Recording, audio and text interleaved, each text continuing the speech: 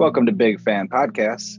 If we're meeting for the first time, my name is Kevin. And today's guest is a good friend of mine, Thomas.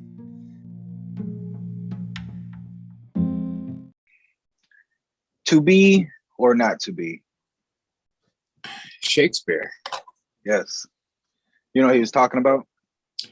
Suicide. Podcast out there in case it could help somebody. You know, that's if it helps one person, then, this podcast was a success. But like there is a hotline, a suicide hotline, which is 1-800-273-8255. Anytime somebody takes their own life, it's always a huge surprise. There are other ways out. And it's something very difficult to talk about too.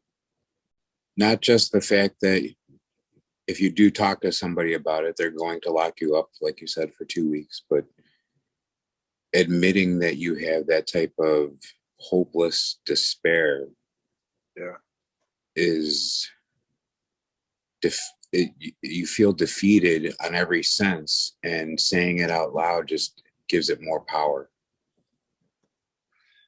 Yeah, they say the ones you have to watch out for is the ones that don't tell nobody, the ones that keep it like fantasy, like almost every day, like think about it. And I think a lot of people have fought that demon before, but there's no way you could tell somebody that, without being looked at as crazy. Yeah, and there's so many different types of depressions. As a mental illness, people don't know what they have wrong with them, but they know something is wrong, but nobody can tell them what's wrong. Before you know it, it starts an endless cycle that feeds into itself, and you feel like everything is crumbling around you.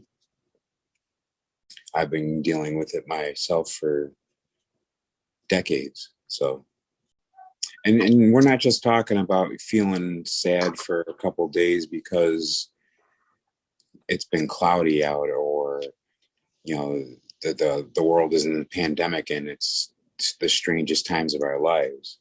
That this is something deeper that lasts for so much longer, and it consumes you in all senses, and everything that happens just makes it worse. Like, yeah, you want a way out, but like you damage your family, you damage your friends, like if you message somebody and they respond in the wrong way, maybe not thinking it's so urgent, and then you go do something crazy, like kill yourself, they're going to feel that guilt for the rest of their life, centuries, forever. Always going to be stuck with that guilt. Like, what if I would have picked up the phone? What if I would have called? A couple of years ago, someone I know was very good friends with took their own life. And when the word finally filtered down to me, I remember thinking that talking to this person about this exact topic, I know that it helped me at that time, and I'd like to believe that it helped that person also. And now there isn't a day that goes by that I don't think, if I would have been there, he might still be alive today. Exactly. Yeah, there is no comeback from that decision. Yeah. And that's the thing, like nothing is that bad. Like even if you got to go to jail for a little while and shit, it's like, yeah, you get to go to jail and you get back out, and maybe you get counseling in jail. As long as you're still alive, there's still the chance to change what's going on. Like if somebody reaches out to you and it's kind of negative, like mad, because that's how some people reach out sometimes, how can you help the situation? The first thing I usually do is I try to gain the person's trust and listen. Sometimes that's all it takes, just letting somebody unload whatever it is that's bothering them. And maybe not even what's bothering them, just unload about something else completely, just to get something off their chest. I ask them to not do anything rash, to not make any quick decisions.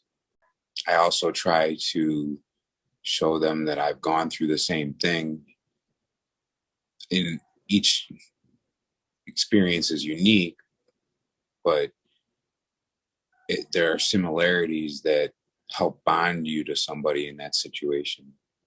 Mm-hmm. You talk about there are some people that do it to spite people, to hurt people. There's also just people who think that they're doing everyone a benefit by doing it. You know, if I'm gone, they won't have to worry about me. They won't have to take care of me. They won't have to whatever look after me. If I do this, I'm doing them a favor. You know, and you can't give somebody that type of enablement. You know, you can't say it's okay to do it because of that either, because that's, as we know, not true. I know that alcohol does not help when you're depressed. You know, like they say, spirits. You know, when you drink, you could black out and your body's still running around. That's basically a spirit that got in you. And like technically, when people commit suicide or something like that, maybe they wouldn't have done it when they were sober, but they drink and they get this, you know, alter ego, and they get this courage and stuff that's probably not you, you know. So you have to monitor your drinking. You know, usually if somebody's not working, that could add to depression because you're probably not able to get out. You have financial problems. Like it's a system process, but I think maybe, you know, talk to a doctor, you know, and get on meds, you know, and they have side effects, but the side effects is not as bad as being dead. You know, alcohol is similar to marijuana, heroin. They are depressants. They lower certain chemicals inside of you that make you feel less than or in a certain type of zone, if you will, that people enjoy. You know, it can be numbing, it can be soothing, it can feel like you're being swaddled sometimes. You know, like the whole world is melted away outside of what I'm feeling inside myself. So And you're saying people get used to it? Not only do they get used to it, but they crave it. It becomes similar to a chemical addiction.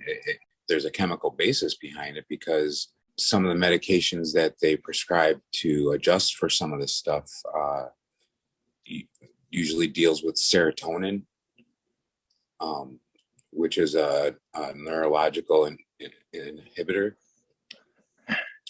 I might be wrong on that, but it's somewhere along those lines. And the more that you produce, certain things happen. And when you're depressed and you're using depressants such as marijuana, alcohol, heroin, those lower all that stuff, and it makes you feel different.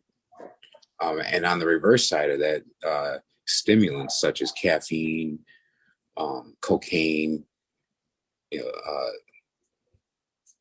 that type of stuff, it puts you at such a reverse high that when you come down so hard, and it spins you even farther down the hole too. So they both kind of have the same outcome.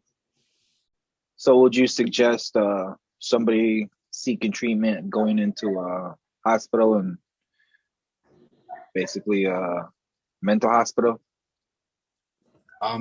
I treat each situation as its own scenario. The hospital is not right for everybody.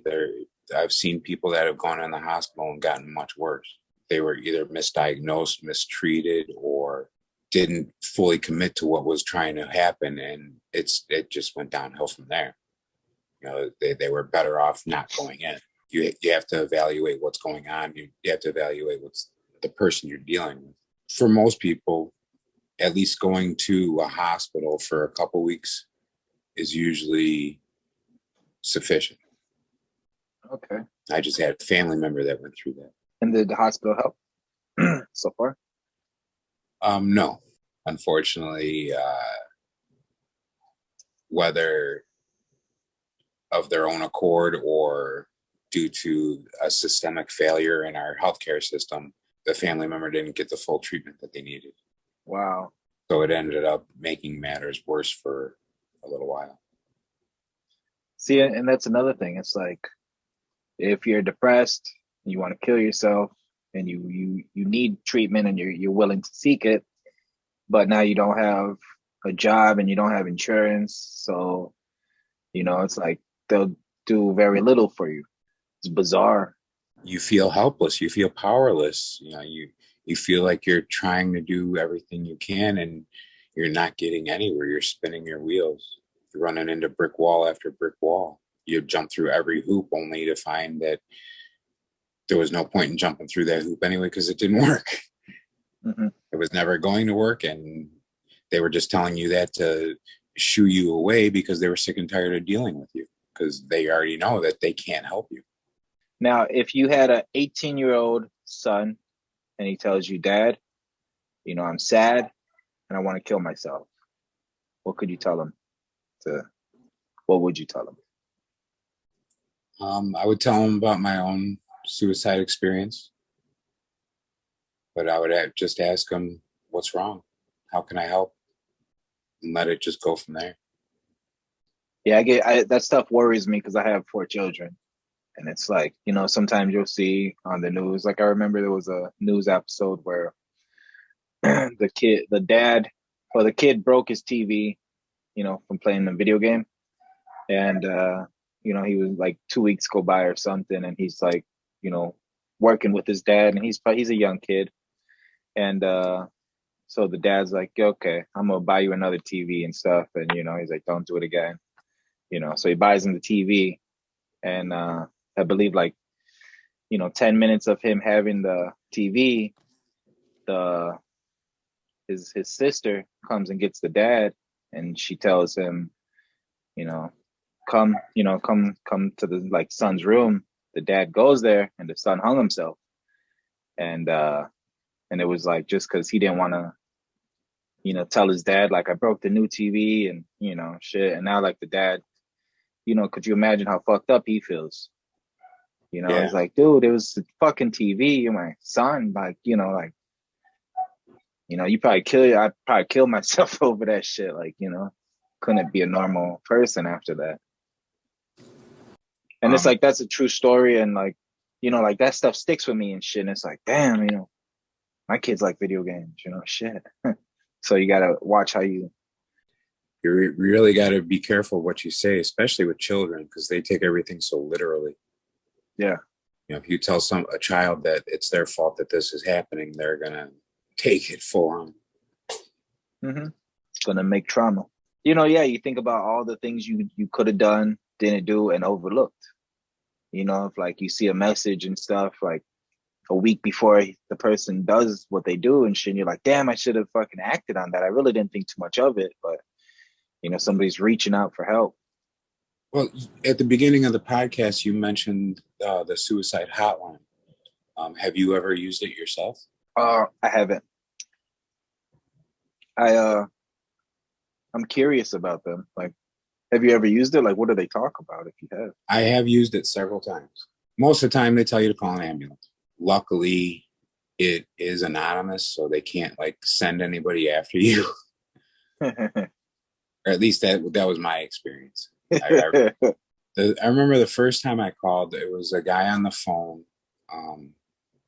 You could tell that he had heard several stories about people wanting to kill themselves before, but I don't think he had ever had to deal with somebody that was as committed to it as I was at that time. I know I stumped him more than once, and I felt bad about it. You stumped him? I trapped him in a logical spiral that he couldn't answer. Uh-huh. And I kept doing that to him because I was in an agitated state, and I was passively aggressively attacking him because he was getting in the way of telling me, he wasn't telling me what I wanted to hear, so I made him tell me what I wanted to hear. Do you think you were trying to make him give up on you so you could give up? No, I think I was trying to make him give me permission to do it. in my head, it made sense that if somebody at the suicide prevention hotline says, you know what, you're right, you go ahead and do it. That, you know, that's pretty, you know, concrete evidence that you're making the right choice. But in a situation like that, do you think like God will talk to you to like let you know and be like, you know, I believe it's possible. It didn't happen with me at that time. no. Patience isn't a virtue that many humans have anymore.